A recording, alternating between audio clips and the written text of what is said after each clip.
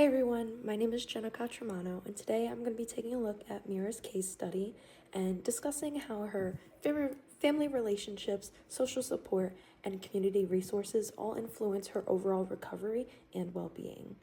I'm also going to take a look and discuss how, as a future social worker, I could advocate for Mira by using the National Association of Social Work, or NASW, Code of Ethics, and discuss 3 different ways that community stakeholders can work together to promote human flourishing. Starting off by taking a look at her family support, we see something very common within Mira's family structure, and it's that it has both strengths and challenges. According to her case study, Mira grew up in a low-income household with not only an emotionally abusive father, but also an alcoholic father, and a mother who worked multiple jobs and just overall emotionally was unavailable to her and her siblings.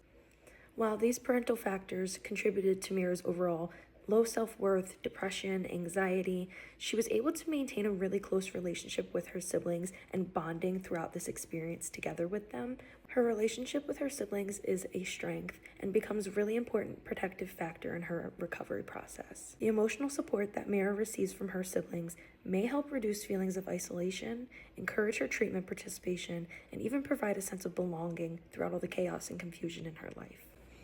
While she does have support of her siblings, however, Mira's family support also hinders her recovery a bit.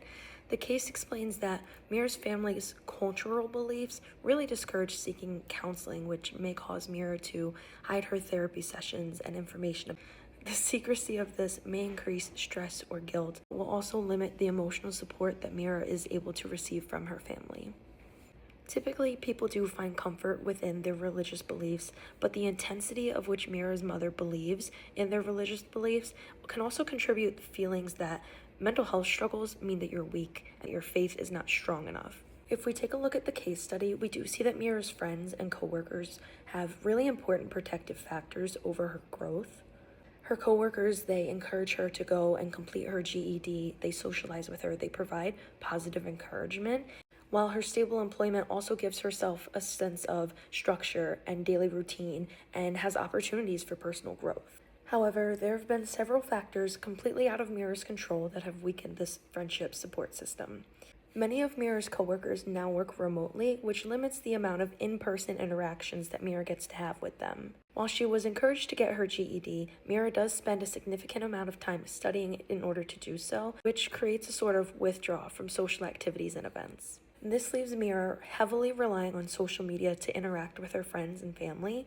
And according to the case study, social media is actually worsening her anxiety and depression because she sits there, like many of us do, and constantly compares herself to her friends who have their bachelor's degree and are advancing professionally while she is struggling and feels like she's falling behind.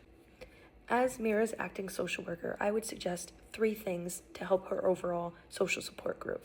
I would suggest that she work really hard on rebuilding those face-to-face interactions, possibly stepping away from studying every once in a while and giving herself a chance to interact with her friends in a positive environment so that way it could reduce stress. I would also suggest that she continues attending the gym.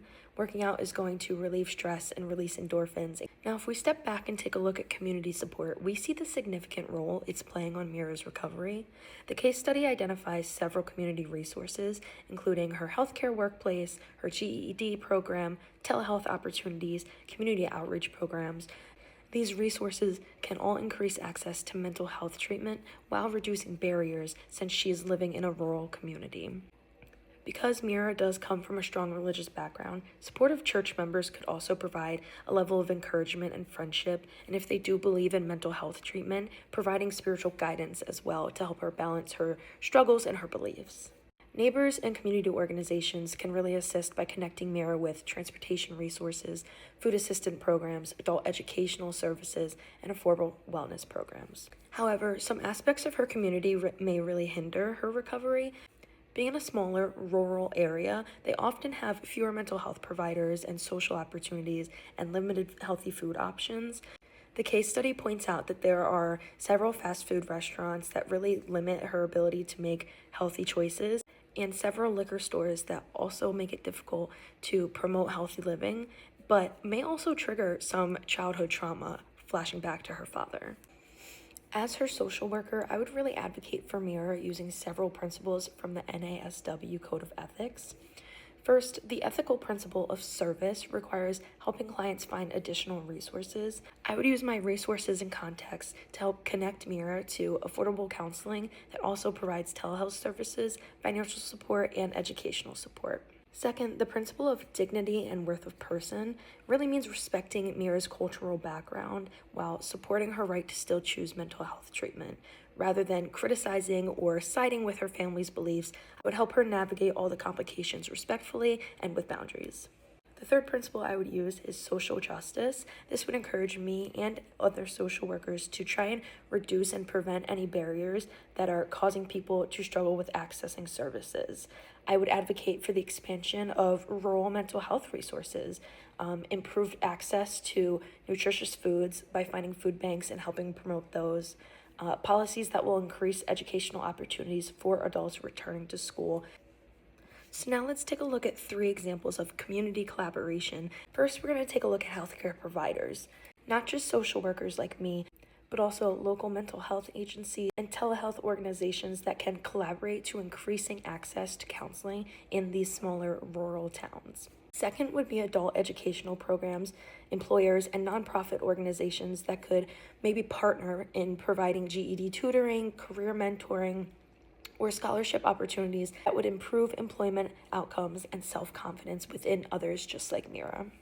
Thirdly, we're going to take a look at grocery stores, food banks, local farmers, community gardens, churches, public health agencies, anybody that has access to providing affordable, healthy foods throughout nutritional educations, food assistance, and community wellness initiatives. These types of community collaborations would not only affect Mira's mental health, but just her overall well-being and having a healthy lifestyle. And in conclusion, Mira has experienced significant adversity in her life, but she also proves that she possesses these really important strengths, including employment and educational goals. She has support systems like her siblings and her coworkers. She's resilient, working hard to strengthen her family communication, rebuild her social connections, increasing her support and advocating for Mira using the NASW Code of Ethics. Social workers can really help clients like Mira move forward in her recovery and flourish into who she really wants to be.